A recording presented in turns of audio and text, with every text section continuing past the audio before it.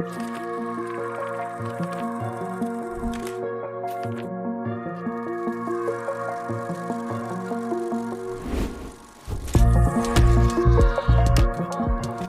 to the Modern Mindset Podcast. I'm your host, Josh Giordani. I have a special guest today, Randa. I knew I was going to fuck it up. It's okay. She is someone who I actually enjoy watching her journey. Mortgage lender here in San Diego. She is someone who actually inspires me a little bit, and I was going to share that on here once we got on. I love watching your journey, so I'm excited to kind of unpack this and talk about you, yourself, personal side, business side, and all that, and hopefully this episode will inspire you guys. Thanks, I appreciate that. Of course, anytime. Sorry, I fucked up your name. That's okay. It definitely happens. Yeah, most people actually think Randa first time around. That's it's exactly the way that I thought it was. So talk to me about, you grew up in San Diego, born and raised. Yep. You grew up in Escondido? I grew up in Rancho Bernardo, so still North County. Sure. But yeah, Rancho Bernardo, went to Rancho Bernardo High School. My mom grew up in Poway, so very San Diego native. Cool. Love that. Yeah. So high school, middle school, everything? Everything, yeah. Cool. I was born in Pomerado Hospital. Very nice. Yeah. And then how did the mortgage industry, real estate industry get started? Yeah, so kind of like full circle moment. So before getting into mortgage lending, I was working in banking still at Wells Fargo. I was there for almost 5 years, and then I kind of just wanted more like time flexibility. I was sick of being in like a retail branch all day long. Sure. So I reached out. Well, I was applying to different jobs, and I put on Facebook even like, hey, if anyone knows of anything, let me know. And I had an old family friend reach out, and her husband is a mortgage lender. Nice. So where the full circle moment comes in is her husband actually used to work with my dad, and my dad is who got him into mortgage lending. So my dad used to be a loan officer. Oh, cool. I don't have a relationship with my dad, though, so that's kind of like interesting. His friend and him kind of parted ways, but his friend stuck with the business and has been doing it for the last 20, 25 years. It's amazing. So when his wife commented on my Facebook post, it was September 2021. So rates were in like the 2 and 3%. Things were crazy. So he was super busy, lots of refis, lots of purchases. So he needed an assistant. So I quit Wells Fargo and I started working for him under the table. And just learned a lot. I didn't have my license yet, but he was letting me, put the files together, submit everything to the bank, deal with the underwriting stuff. So it was a really great learning experience. Absolutely. And then kind of when the market took a little bit of a shift in, I think it was like February or March of 22, rates started creeping up to like the 4%, and his pipeline just kind of started to dwindle. So he didn't have as much work for me, but I really loved doing mortgages.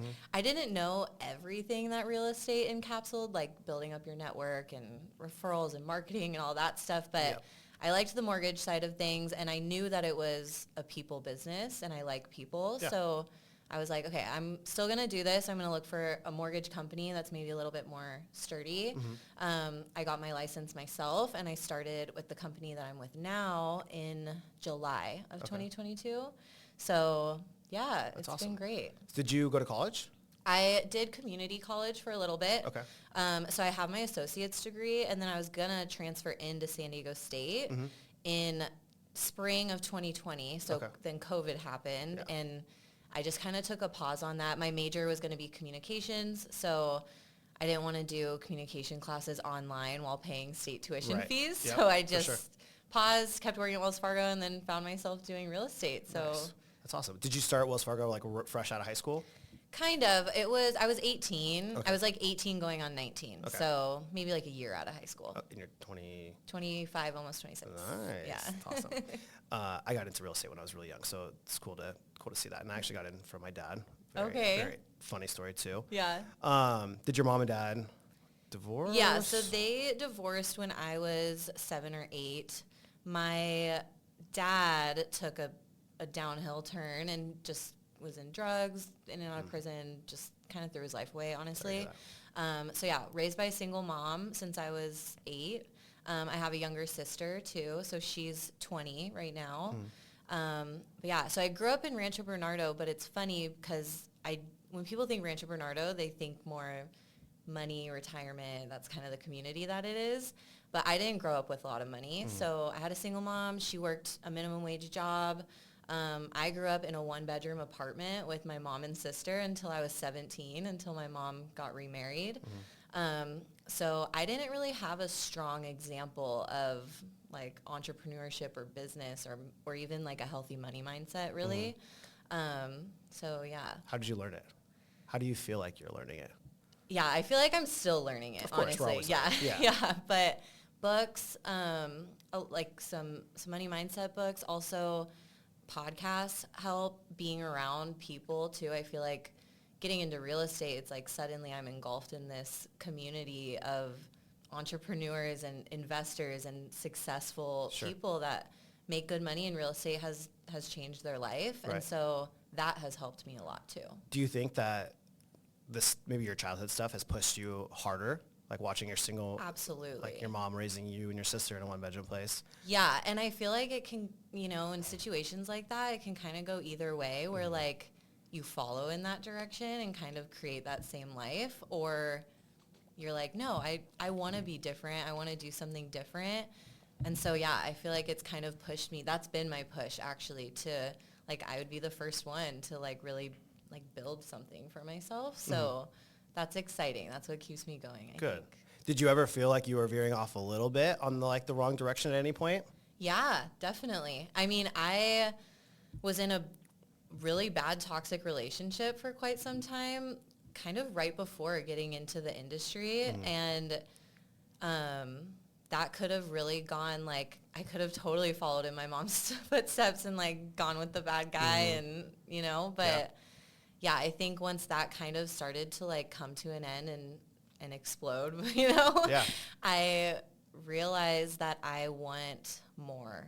Like, I definitely want more. And then I just really dove myself into business as soon as getting out of that situation, and just meeting the new people and all these new experiences and new knowledge, and just kind of distracted myself. That's good. You have to. Yeah. And then I feel like I've become like a whole new person, where I wouldn't even, like, the person I am now would never even be in that situation, which is cool. We have a very interesting story, like very similar in different Parallel, senses. kind of. Yeah. So my high school girlfriend cheated on me when I was 18. I talk about it this on occasion. And that day I moved out. My dad was a real estate broker. Okay. I moved away from San Diego, moved to Palm Springs, and got my real estate license the same day. Cut all my friends off, all that, completely changed.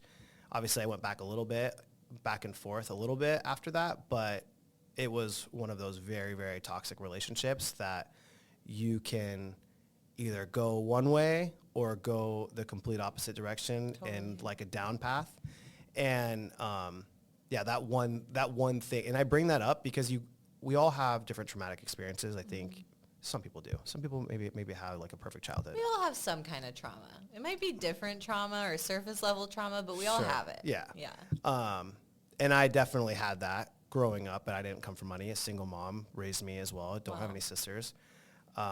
But watching what she went through, and she's a principal, so she never really made more than $100,000 a year or whatever it was. Maybe now it's a little bit more. Still limited, though. But but raising me, and I was a shitty kid, right? For a long time, because I was kind of trying to figure out like what I wanted to do. You're fighting against all these things, right? Like, I feel like we always have a pull in us to do better, like want better. Yeah. But then there's these generational traumas or whatever that come up that kind of, they do. It's like you're constantly fighting against it. How's your sister? Like, is she? She's good. She's kind of gone. So I grew up also very religious. So my mom, very strong Christian. I grew up in the church. She worked at the church. That was the job she had. She worked in the children's ministry. And my sister's kind of stuck with being really engulfed in the church. So she works with the church. She's also a nanny. Oh, that's cool. She's getting married. Nice. Yeah. So she's young. Your 20-year-old sister getting married? Yeah. Holy child shit. bride. Yeah. I could not imagine in my 20s getting married. I'm like, I can't even imagine being married right now. I know you just got married, right? But I'm 35. Right. Yeah. Yeah. Not 20. Well, 34, turning 35 next month. But yeah, I would be not, I was not, even in my late 20s, Yeah. There was never, and I think some people think that they need to have life figured out before they can settle down and get married. And I think that was for what I wanted for a long time, like stability and, beforehand. owning my own house and having a successful company and feeling secure in myself to be able to get married. And we dated for a long time, but in my 20s, I was like, woohoo, let's go and, drink some beers and hang out and have a good time. We were still dating, but still like trying to figure out life. Yeah. So focused on you and building, your foundation first. Yeah. I know it's interesting, but I think they have a good foundation set for them. Yeah. So yeah, and I think everyone's different. Like where 100%. I was, where you are, everyone has like their seasons of life, and maybe it's different than, I know I have a lot of friends who got married really early. Yeah, it's just having the dedication to make it work for sure. and grow together, make right? It work. Yeah. So one of the things that I've seen recently, we can get into work a little bit. You're doing a 75. It's like a 75 hard challenge, but for real estate, which I thought was cool. Yeah. Explain that a little bit. Yeah. So it's something. So I'm on a team within my company, and we all kind of decided to do this just to kind of do things that move the needle forward and really hit hard going into 2024. So 75-day hard challenge for real estate, weekends included, vacations included. So like I went to Disney World a couple weeks ago. I was still doing it while I was in Disney World.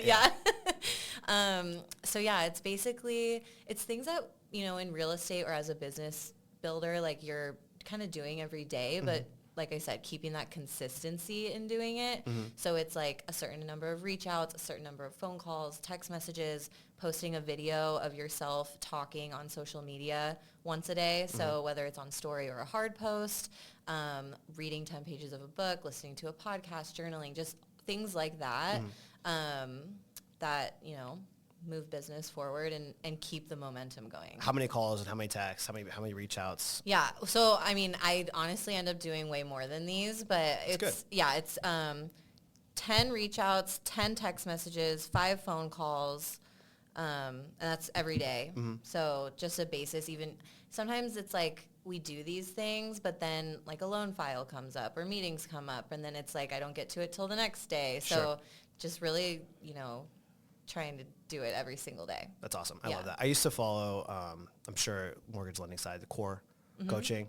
I did that in my business for a long time, but it's kind of the similar thing where you're tracking how many phone calls and meetings and things like that. But it was so beneficial to do it. So beneficial. And I've seen just an uptick in referrals and stuff since starting it. So yeah, for sure. Yeah. And I think honestly, the thing that's really been the most impactful from what or at least like an instant thing that I'm able to see is the posting every day. Like the engagement on my page and people just even, because the things that I'm posting is like educational mortgage content or even personal stuff.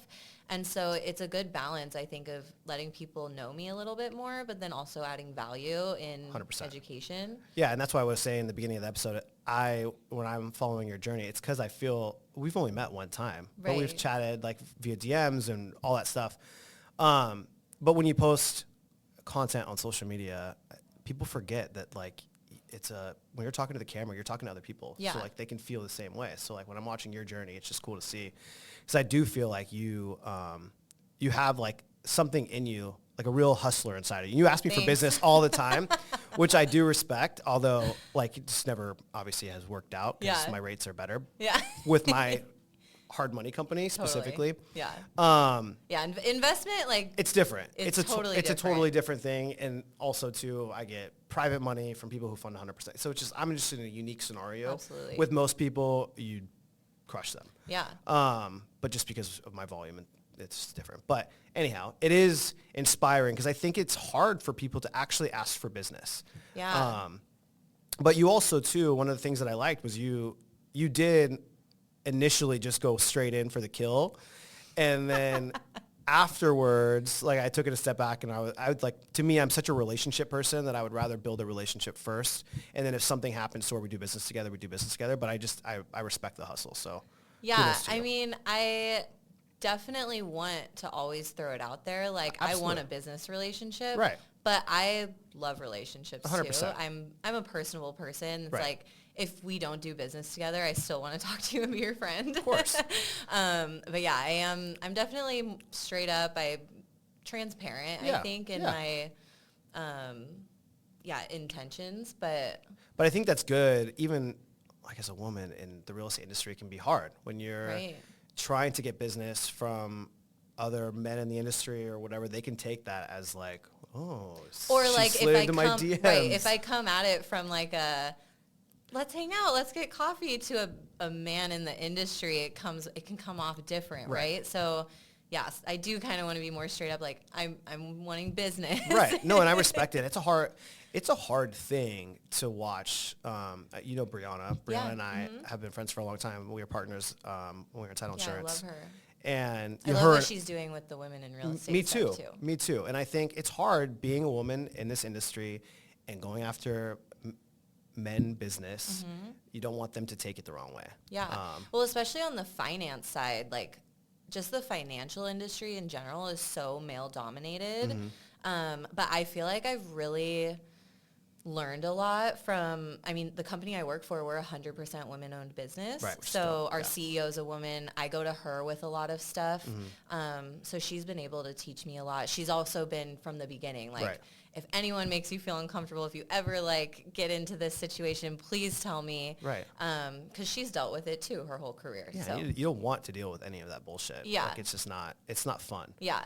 But I love that. And I think it's powerful. And especially like what I was saying, I think, going in at it from a business perspective, it puts you in a place of power, right? Versus like, oh, let's grab coffee. Yeah, and then it leaves it open-ended and Yeah. gives someone the opportunity to maybe tiptoe around it. Just can be a little weird. Yeah, or like, is it a date? Is it a business meeting? Right. Yeah. That's awesome though. What women in real estate? You guys are doing that. Are you doing that with her? I haven't done it with her. She just puts on a lot of events that I go to. And it's cool because I know so many of the people now that go to these events. So it's like just hanging out with a bunch of friends. Of course. But she actually kind of inspired me. I started my own women in business book club. I saw that. Yeah. Yeah. So it's not just real estate. I've opened it up to all industries. Yeah, that's great. Because I think it can be cool to collaborate and learn from what other business owners are experiencing in a different industry and how those can be similar or different. And then also open it up to, my realtors that are a part of the book club. Like maybe they can network with some of the people there and find a client or help build their business or whatever. So I started that. We're reading, it's been our first book, so we're still in the process of reading the first book. Yeah. But we meet once a month and we're reading a book called Be Seen, and it's all about building a brand, finding your voice, being authentic to yourself and bringing business in that way. So that's something I've been really focused on, is like building a personal brand for myself. 100%. Because that's just so powerful. Like when it's your personal brand, no one can take that from you. No reputation of a company or interest rates or anything like that. And then it's kind of like, if you do want to pivot or do something different, people will still support you because it's you. It's your personal brand. That's the biggest thing. It cracks me up about like companies and stuff. It's really your brand. 100%. And I've always felt like going from different companies in title insurance, or because I was a realtor when I started out, going to different companies in terms of brokerages. It was what I always, like now looking back, I'm like, it was my brand. Like it doesn't matter what company it is, as long as you're being supported at whatever company it is, that's more important. And then of course it does come down to commissions and things like that. But at the end of the day, it's like processes, things that aid to your business. Sure. But but I think it's always important. I think personal brand, obviously I'm sure like this podcast is the whole reason why I started, because I think personal brands are I think more valuable than people think. Oh, and the thing too is like, whether you're in business or not, you're building one. Sure. Your personal brand is just who you are and what people think of when they think of you. Right. So, in terms of business, if people think of you as hardworking, a hustler, dedicated, like all of those aspects, because that's what you've showcased your personal brand to be, they're going to want to work with you, or they're going to want to refer people because they trust you. Right. Yeah, absolutely. What is your like target avatar? Like my audience, or what like I want? Like let's say let's go business partners and then also like a typical customer. Okay. Business partners, I really like to partner with realtors. I mean, that's kind of the basis of my business is meeting realtors and hearing about their business and how they run it, and then seeing what value I can add. So whether it's through, doing an open house with them or helping them with marketing or with their CRM, following up with their leads and their realtors to maybe take some time off of their hands. So that's kind of like business partner wise. And then customer wise, I like helping both, like first time buyers, investors. It's all fun for me. I really love turning first time buyers into investors. That's like my favorite thing. But yeah, absolutely. Yeah. What advice would you give to people trying to enter the market? I know like the last few years, we've just had a weird economy. Yeah. Lots of hit pieces with the real estate industry, fluctuations in mortgage rates. What advice would you give to people who are looking to, let's say first-time home buyers, like trying to get into the market? Yeah. I would say, honestly, talking with a lender, even if you feel like you aren't ready, if buying a house is what's on your mind, talk with a lender and have them analyze your finances. I talk with people that are a year, maybe 2 years out from buying a house, but I've looked at their credit. I've looked at what liabilities, what debts they have. Maybe they have a 401k that they can pull money out and put it into. And then just kind of advice like, okay, if you want to buy a house next year or in 2 years, you need to make this much more money each month, or you need to pay this off, or, so many things that goes into it. Sure.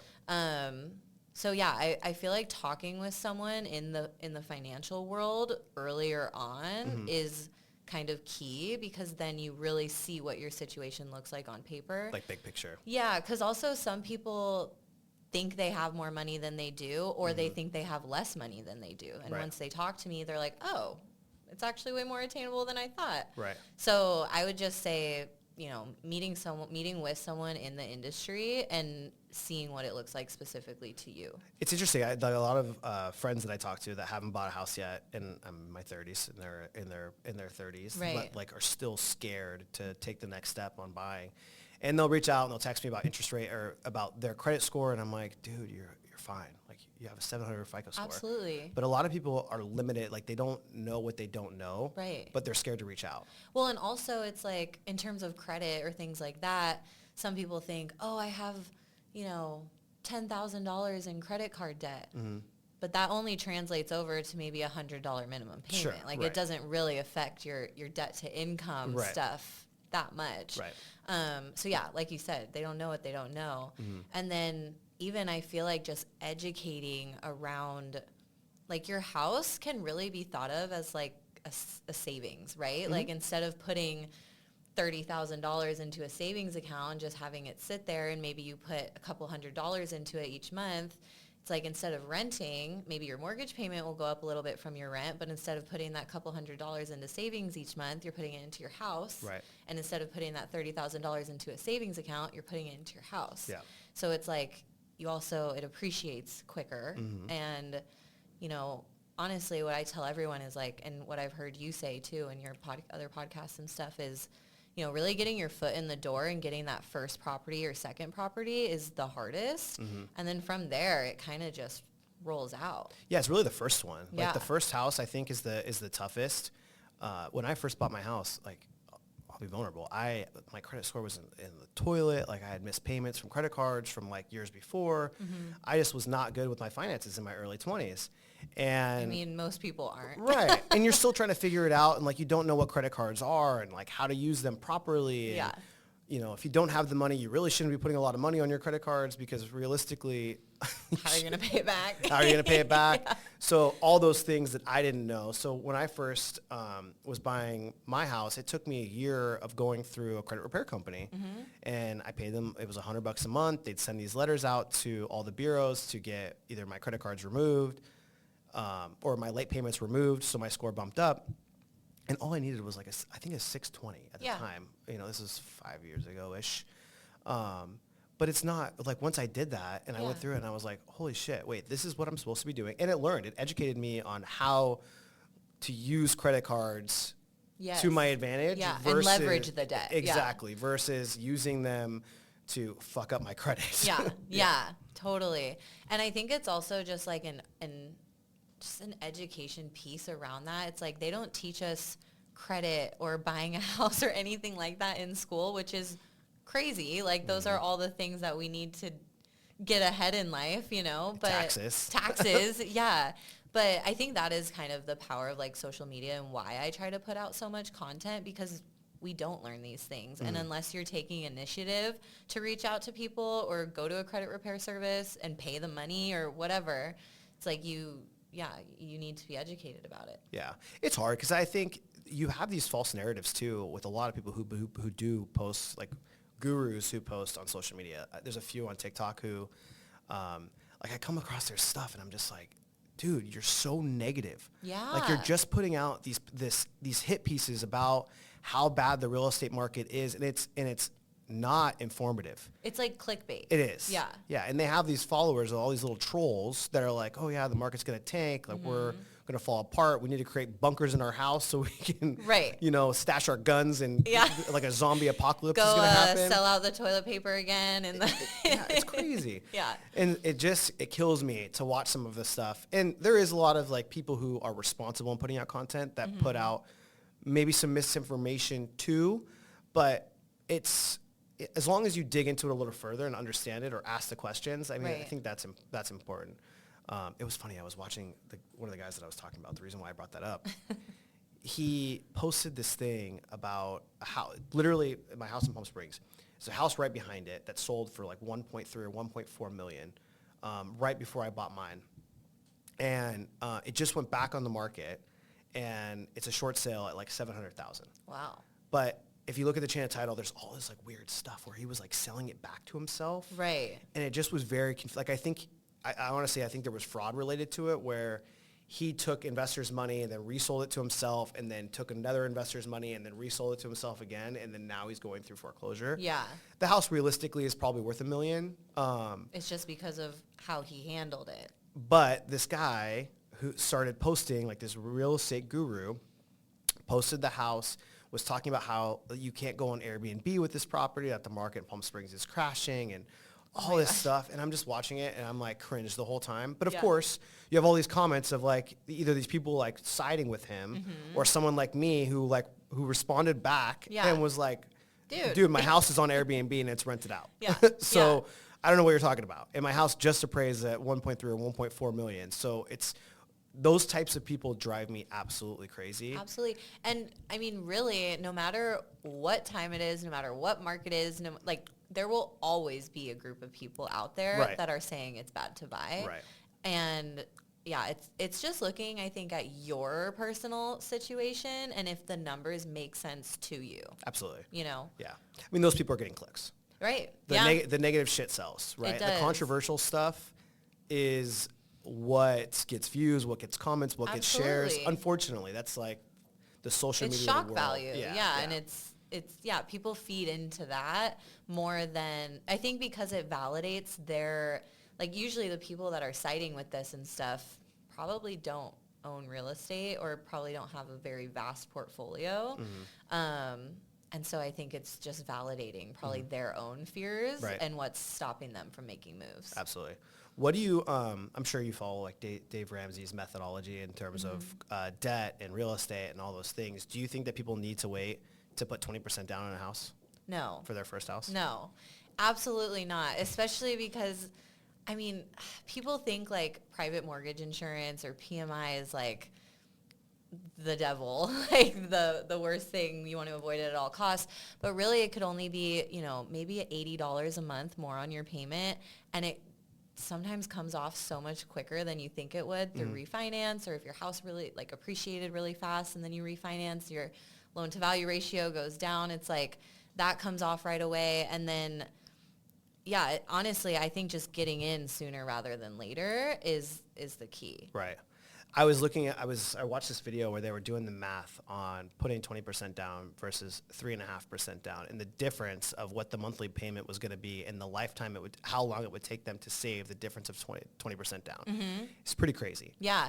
Well, and if you think about it, like, especially in San Diego, houses are appreciating, you know? So if you're waiting more time to save that 20%, you're saving for a larger purchase price too. Yeah. So that amount continues to increase as you wait. Right. I think we appreciated 5.6% over each year for the last 5 years. Yeah. On average. That's average broken down minus COVID but that was the average. Right. So at 5.6%, you're 2 years, you're at, 10% equity gain. Right. On the purchase of the house. And if you only put 5% down, the difference of the 5% wouldn't have made that big of a deal. Absolutely. So. Yeah. Yeah. It's interesting the way.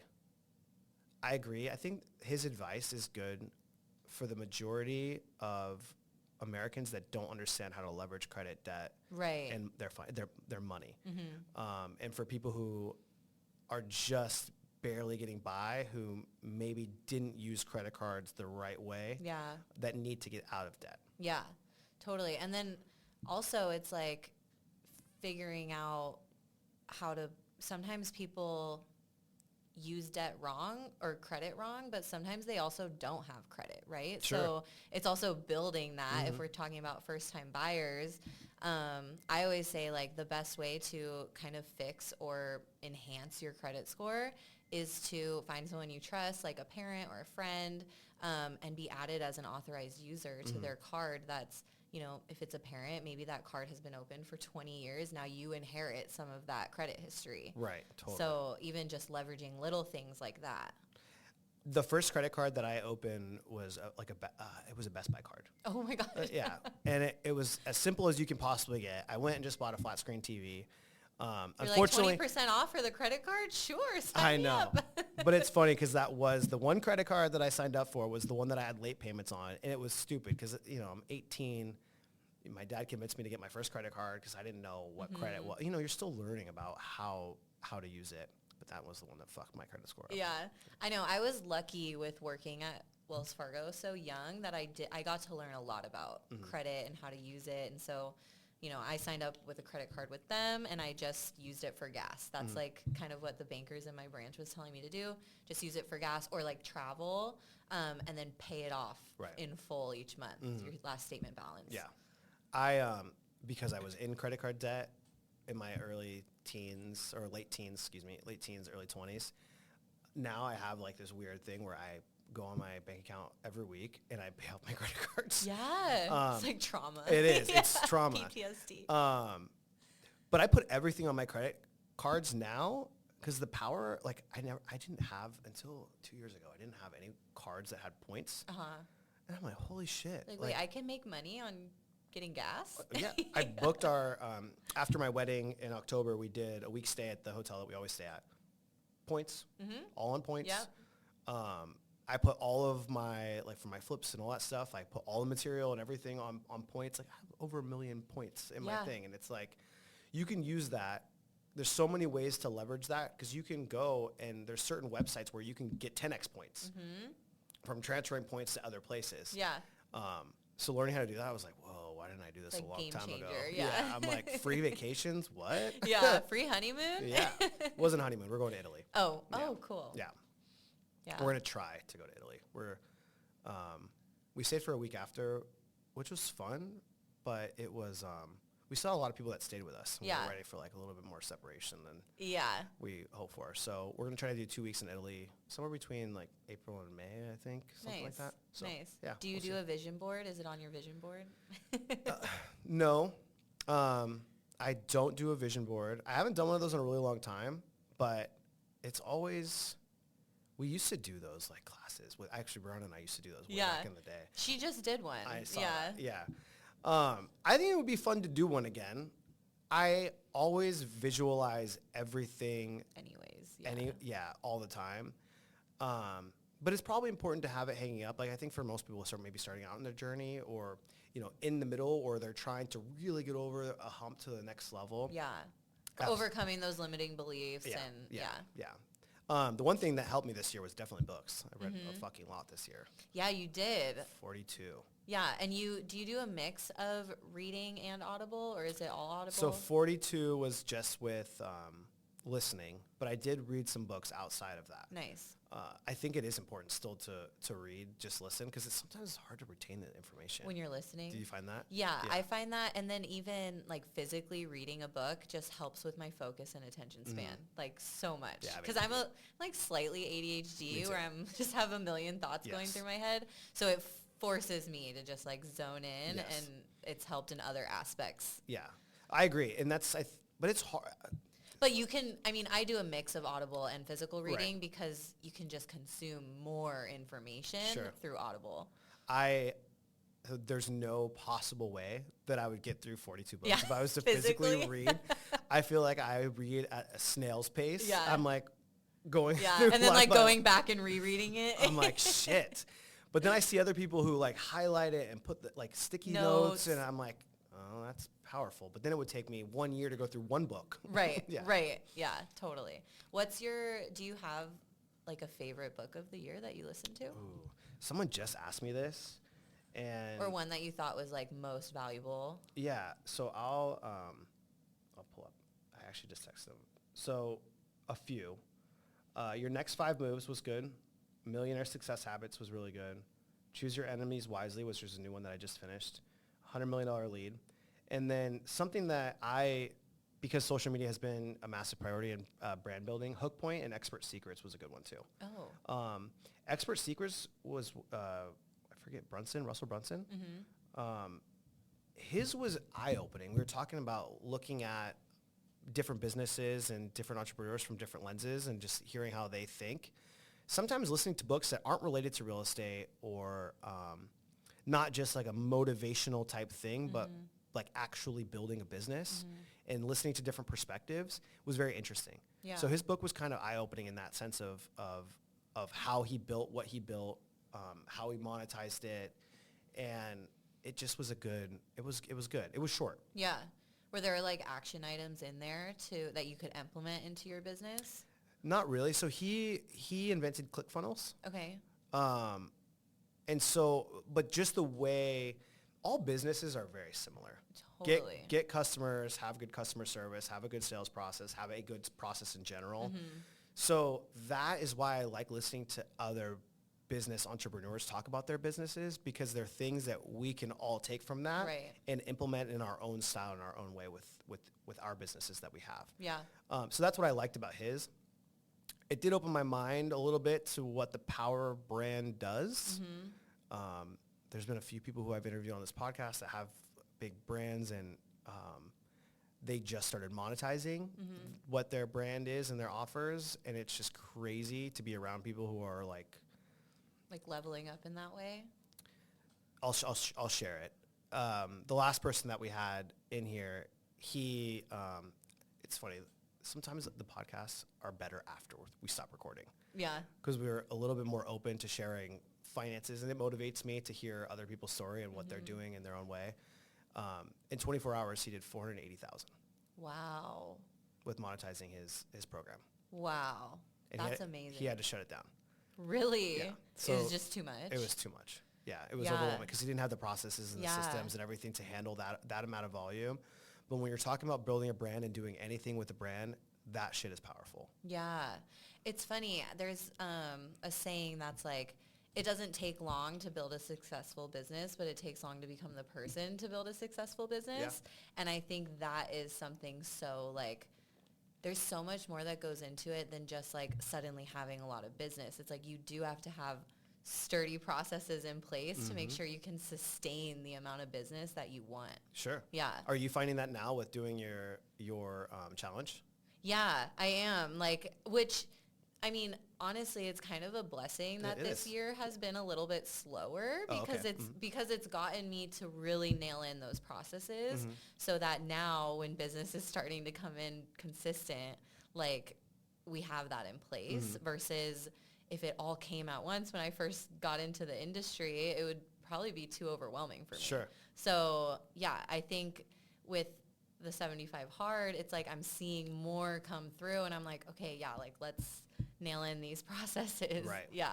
And that's never going to be ending. Right. Like there's Because always... it changes as your business grows. There's always new things that you have to implement. It's funny as you scale with it's with any business. So you're gonna find like these random holes and these random processes that you're like, wait, this was gonna be an issue. Yeah. You would have never thought it was gonna be an issue. So it's funny, and that's why I believe in coaching so much, because with my real estate investing business, like they see from bird's eye view of like, hey, you can change this little thing and increase revenue, or you can decrease this thing to increase profitability, or this process to have better structure on managing contractors and all of that stuff. And so it's cool to watch, but it's fun learning firsthand, because you're like, oh, this is kind of fun to like, it's never ending. It's like a puzzle kind of, like figuring it out. It's like... It's a never finished puzzle. Yeah, totally. Or it's just like, it's like improvising, you know, kind of like as it goes, like, okay, now we need to figure out when this gets thrown at us or, What do you do? Do you ever feel... We're not all motivated all the time. Have you felt like burnout, like being in this industry? Yeah. I think it's more tapping into, I honestly hate when people use the word motivation. Yeah. Because I think motivation's bullshit. Like it's discipline. Yeah. It's habit stacking. And that's what I felt like when I first, that's honestly the biggest surprise that like getting into real estate has been for me, is the personal growth that has come with it. Like, getting into it, I kind of just saw like more time freedom, more money, more like, you know, but I didn't know all the networking, all the long nights. It's like, I feel like I quit my 9 to 5 to work 24/7, but I love it so much and it's fulfilling me in different ways. And I feel like it is just, you know, creating those habits where like I've started a morning routine. So even on days where I'm not feeling 100% myself, or like I don't want to keep pushing forward, it's like, well, I have to do my morning routine because I do it every day. And so that just always gets me started. And then it's like, especially with the 75 hard thing, it's like, okay, have to do my 10 reach outs, have to do my 10 texts, have to do my 5 calls. And so really nailing in those habits and that discipline and like doing the things you say you're going to do is what keeps you through the burnout or the unmotivating times. Yeah, you have to do the things that you don't want to necessarily do every single day, but if you do them every day, it feels natural. Yeah, well, and that's kind of honestly like my saying that I've been using lately is nothing is hard, it's just new. So like anything that's new feels hard, it feels stressful, it feels overwhelming, but once you do it over and over and over again, kind of like what you just said, it's like second hand. Nature. It's it's natural. So what is your morning routine? So I wake up at 5. I journal for usually about like 10, 15 minutes. I write down like my gratitudes, and then I make a list of things that like I absolutely have to do for that day. And then I go to the gym, and then come home, make myself breakfast, take my dog on a walk. And that's just kind of how I start my day. That's good. Yeah. What do you ever feel? So I'm asking this. I feel like mental health in the real estate industry is actually like a real thing, and I don't think anyone talks about it. Yeah.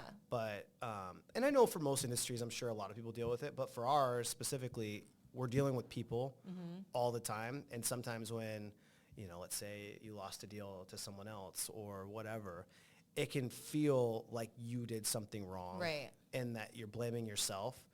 I know when I was as a realtor, I went through like a few like solid months of depression, and anxiety, and trying to get through those. Is there anything that like you've gone through or that you felt, and how'd you get yourself out of it?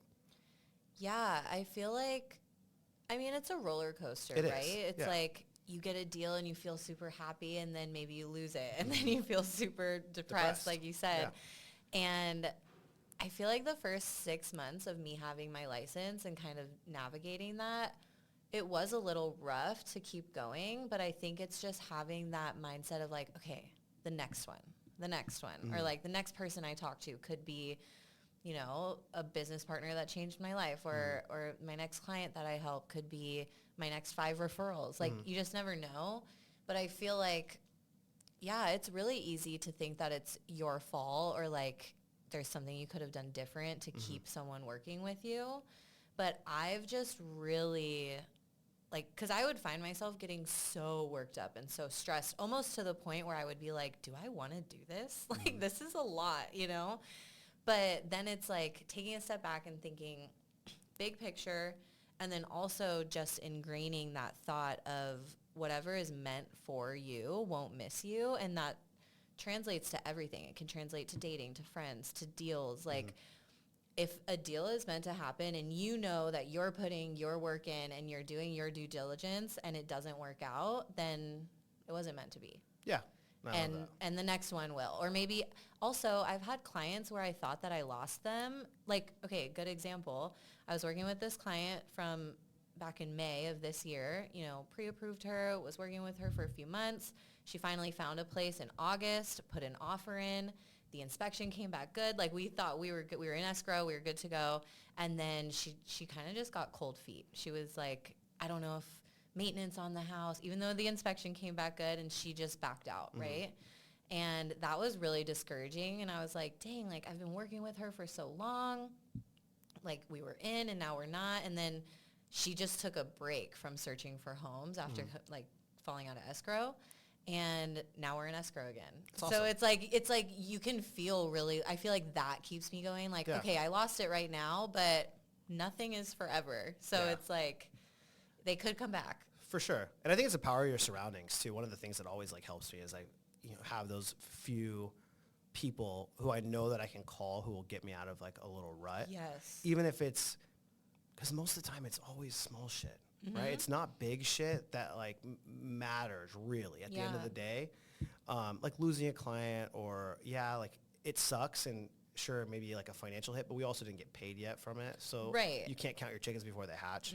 So it's always small things that you can overcome very quickly. Like it could be, you may lose a client, but then get a referral from someone you've been working on for a long time, where it's like, an instant down and then an instant up, where it's like, yes, let's go. I always make the joke that I'm in a toxic relationship with real estate. 100%.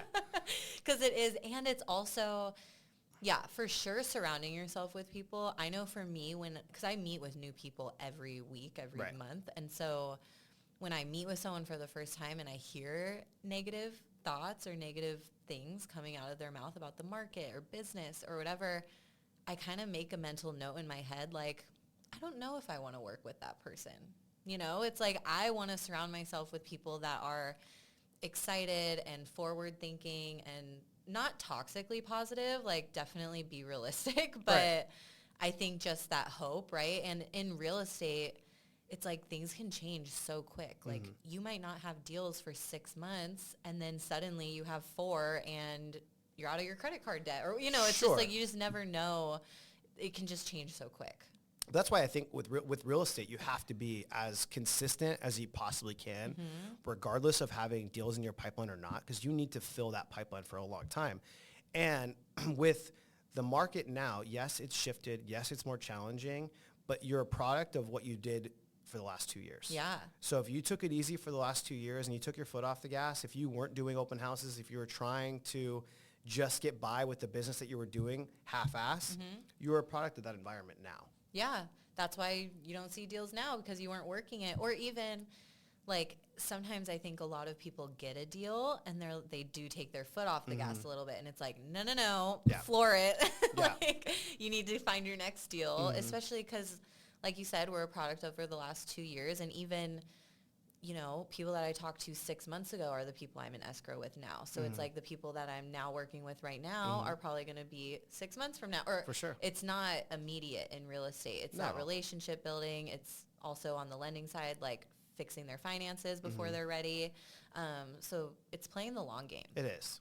Absolutely. And that's what the brand and everything else and going on those meetings, I think, it's hit the nail on the head. Yeah. What's your goals for this next year? It's kind of crazy that we're going into 2024, which is nuts. I know. I cannot even believe it. Yeah. I still feel like 2020 was last year. This year went by so fast. I know. And I was like, I feel like this. But also a lot happened. A lot, yes. Yeah. A lot did happen. It's weird. Do you ever get, like, towards the end, we'll go back to your goals, but do you ever get, like, towards the end of the year when you're writing down your goals and you're like a weird feeling? Like kind of a scary feeling in a sense of like, how do you, like obviously, let's say 2023 was a great year for you, and you made tons of connections in your business, like you're building your business and it feels good, but then you're writing down your goals for 2024, and you're like, okay, how, if you're trying to beat your income level, which most people, when they're planning for the following year, they're trying to one up their previous year with connections and with income and with paying off debt or buying a house or buying rentals or whatever it is. Yeah. After a while, it gets scarier and scarier to look down at that and like think to yourself, like, can I do this? How am I going to do that? Yeah. It's funny though, because so I wrote down personal goals and business goals for next year. And I think I did that like maybe 3 weeks ago. And I wrote down to do 12 million in volume next year, which when I wrote it down, I was like, I wonder if I could do that. But now I'm like, I could totally do that. Just as the last few weeks have like my 75 hard and like bringing in all this stuff, it's like, it feels more attainable. I almost want to raise it. That's why it's really hard. What I realized is that income goals can sometimes be challenging, where you can just reverse engineer it to how many new referral partners do I want to meet. Right. Like I know. Like working backwards. Exactly. Yeah. Instead of having this income goal that you're looking at that's like maybe daunting a little bit or scary, and then you maybe have a little self-doubt. I have it. Like yeah, we all do. With looking at my goals and things like that. But I reverse engineered it to where I'm like, okay, this is how many people I need to talk to in order to hit this. Or this is how many people I need to hire in order to hit this. So like for you, it could be 1 in every 10 realtors gives you a deal once a month. Right. So how many realtors do you need to get, 12 million in volume? Yeah. Really, you just need, let's say, 2 deals at $500,000. Right. So you need to talk to, 100 people? Yeah. A month. Yeah. Yeah, exactly. So when you think about it like that, you're like, fuck, I can talk to 100 people. Yeah, you're like, easy. Yeah. I do that in 2 weeks. Right. Like, yeah. Yeah. So it's crazy. I just had this conversation with I have an employee, her name's Madison, and she had this income goal that we had like a goal planning meeting. And she had her income goal. And I literally grabbed a paper and I scratched it off. And I'm like, here's how many leads you get. I know that 1 in every 33 leads is a deal. Yeah. So if I'm giving you this many leads, we should be doing 4 flips per month. Yeah. At 4 flips per month with your commission structure, you're going to beat that goal, but I'm not going to tell you what the number is. Yeah. And then she's like, wait, well, but I kind of want to know. Because the number doesn't matter. It's the action items. Right. I'm like, okay, if you want to know, you know what our average profit per deal is. So take the average profit per deal and your commission split, and then you'll know what it was. She literally started crying. Yeah. And she's like, holy shit. And I'm like, this is what we're doing right now. Yeah. So you putting a number, you're going to have self-doubt if you don't believe that you can hit that number. Totally. Yeah. And I think that's where, like, going back to like vision boards and stuff, based on my goals, I put together just on Canva, like a photo collage of pictures that represent each one of my goals. And then I've set that just as my background on my wallpaper, just to every time I see my phone, it's like, I see a 12. So I'm like, okay, I'm working towards that. Or I see, I one of my goals for this next year is to maybe start a podcast myself. Do it. So I have like a little podcast symbol on there, just Nice. like, and then another one is I want to learn how to golf. So like that's a personal goal That's of mine. fun. Yeah. I think it'd be great for networking too. So like I have a golf so like it's just that like visual reminder every day of what your goals are and instilling that belief that you can do it, to then take the action to do it. 100%. Yeah. Yeah, and taking bite-sized pieces is so easy Yeah. to digest it. You should start a podcast. Yeah. Yeah. Well, yeah, we'll see where it goes. No, not we'll see. You're going to do it. Well, I'm going to do it. I'm going to do it, but I need to figure out all the details of it kind of first. Like, Let's talk about it. yeah. Okay. So this is an idea I had back in high school. Cool. And I kind of, I didn't start a podcast, but I started a Instagram page. And it was called May We Know Them. And it's based off that saying that's like, here's the strong women, may we know them, may we be them, may we raise them. And I just loved that saying. And I've always been a big like women's advocate in business or just in life. Right. Raised by a single yeah, mother. raised by a single mom. Yeah. It's like, I'm a woman, Yep. so yeah. And so I started this Instagram page that highlighted like friends, family, followers, like people wrote in their stories basically. And so I would just put like a paragraph of their story with like their picture, and it was just kind of a way to get conversation going and to dive deeper into who people are. Because I think a lot of times, like, we're missing that human connection because of social media, right? It's like everything is filtered and surface level and not as deep. And so I wanted to bring that. I love that. I'm glad you didn't say anything to do with mortgages. Yeah, no, not with mortgages. Yeah.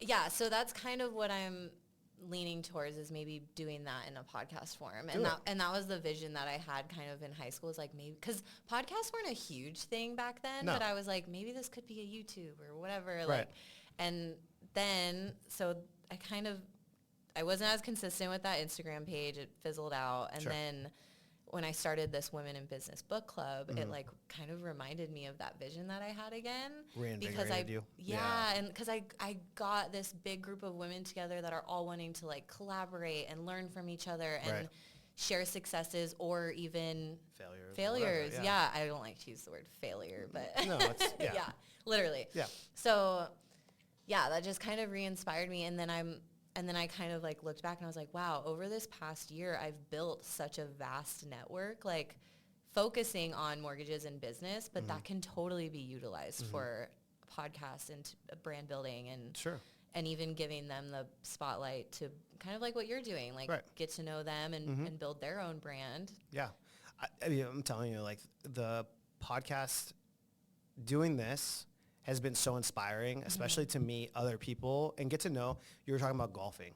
I actually relate this podcast episode, or like doing podcast episodes, to golf. Okay. But this is the one time, like with golf, you're shooting the shit, maybe drinking some beers, hanging out, having a good time. And it's fun, but like if you and I were to golf, we would not have had the same conversation that we would have golfing. It would have been a totally different conversation, probably very surface level. So getting these has been amazing at getting to know people on a deeper level. And it will open your mind to new and different ways of thinking, which I find powerful. Yeah. So absolutely. if I can challenge you, I would say you should do it and record an episode by the first week of January. By the first week of January? Yeah, do it. Okay. It could be your story, though. Yeah. Like, I think that's because the inspiring thing is that you are passionate about it because it's something that you also like went through, right? And like, it could literally be about sharing story, like your journey, your story, and how you got through it, and then your interviews can be the same thing. Yeah. Well, what's that saying that's like, you're most qualified to help people that have gone through the things you've gone through. Yeah. And so I think that is the power in sharing your story and what you've gone through, because I'm not the only one. No. And there's other people out there that can relate to it, and maybe, like you said, it inspires them, or they learn something, or I learned something. So, yeah. And it's real. It's authentic, right? It's who you are as a person, how you gone through it, how you went through it. So people, there's a lot like of people. There's people who I've interviewed on this. We actually talked about it before you walked up. Not multiple people. There's been an interview who I walked away from that interview and I was just like, I don't see eye to eye with that person. Really? And I don't connect at a level that I thought I would connect. And it felt surface level. It felt forced. And with this, I think if anyone's listening to an episode and they know, they can instantly tell whether or not like you're being real or you're being fake. Yeah. Right? And because I didn't believe the things that were being said, I could just tell that it just wasn't real in myself, and I didn't enjoy doing it, so I cut it off like pretty fast. Wow. And I was like, I don't know if it was me. Alfred was there. I was like, I don't know if it was me or if it was the person I was interviewing. I couldn't tell. Yeah. But you can feel it, and I think for the listeners, like they can feel if it's being like addressed in a real manner. Absolutely. Or fake. Yeah, it comes off if you're genuine or not. And I feel like when you're trying to keep up with a certain persona or a certain story, that's when things get messy, and that's when it's honestly stressful, like for the person, right? It's like if you're just yourself and you're saying the truth, there's nothing that you need to remember. Sure. Yeah. Yeah, totally. Yeah. I love that. It's exciting. Yeah. I'm excited for you. So when this episode will get released probably in January, like middle of January. Mm-hmm. So by then, hopefully you'll have your podcast link and I'll put it in the description. Okay. Yeah. Cool. Cool. Well, thanks for coming on. Thank you I for appreciate having you. me and thinking of me. This was fun. Cool. Thanks everyone for watching. We appreciate you. All of our stuff will be in the description and we'll see you in the next episode. Cool.